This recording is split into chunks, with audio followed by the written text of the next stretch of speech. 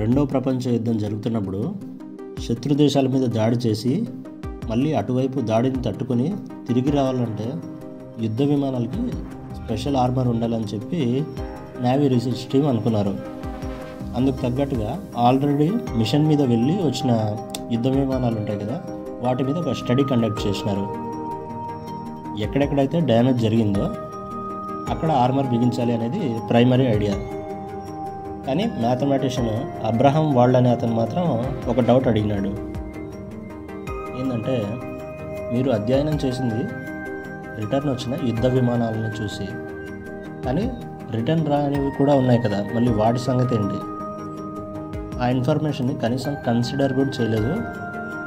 మీరు కండక్ట్ చేసిన స్టడీలో లూప్ హోల్ ఉన్నట్టే కదా అని అన్నాడు.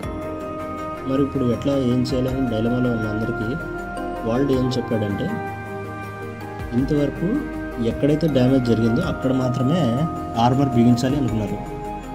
కానీ అక్కడ కాకుండా ఆపోజిట్ ఏరియాస్లో, అంటే ఎక్కడైతే డ్యామేజ్ జరిగి పూర్తిగా దెబ్బతినడం వల్ల యుద్ధ విమానాలు రిటర్న్ రాలేకపోయినాయో అది కదా మన ప్రైమరీ స్పాట్ ఉండాల్సింది. సో అక్కడ ఆర్మర్ బిగించాలి అన్నాడు. ఇదే సర్వైవర్షిప్ బయాస్ అంటే మనం లాజికల్గా ఆలోచిస్తున్నాం అనుకుంటాం, కానీ దాంట్లో కూడా ఒక ఎర్రర్ ఉంటుంది. అదే లాజికల్ ఎర్రర్. ఇలాంటి లాజికల్ ఎర్రర్స్ని మైండ్ ట్రాప్స్ అని కూడా అంటారు.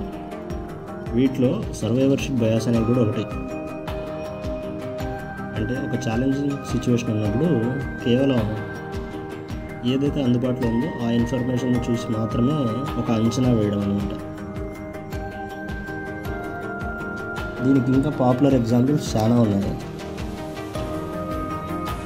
సపోజ్ ఇప్పుడు బాగా సక్సెస్ఫుల్గా రన్ అవుతున్న ఒక రెస్టారెంట్ని చూసి మనం కూడా స్టార్ట్ చేసిద్దాం, ఈజీగా సక్సెస్ఫుల్ అవ్వచ్చు అనుకుంటాం. కానీ అలాగే స్టార్ట్ చేసి ఫెయిల్ అయిన రెస్టారెంట్స్ ఎన్నో ఉంటాయి. ఆ రీజన్స్ గురించి కానీ అవి ఎందుకు మూతపడిపోయినాయి, ఆ రీజన్స్ ఏంటనేది ఎవరు తెలుసుకోరు. సో ఇట్లా సక్సెస్ని మాత్రమే చూసి ఫెయిల్ అయిన వాటిని పట్టించుకున్నప్పుడు మనం కూడా ఫెయిల్ అయ్యే ఛాన్స్ ఉంటుంది కదా.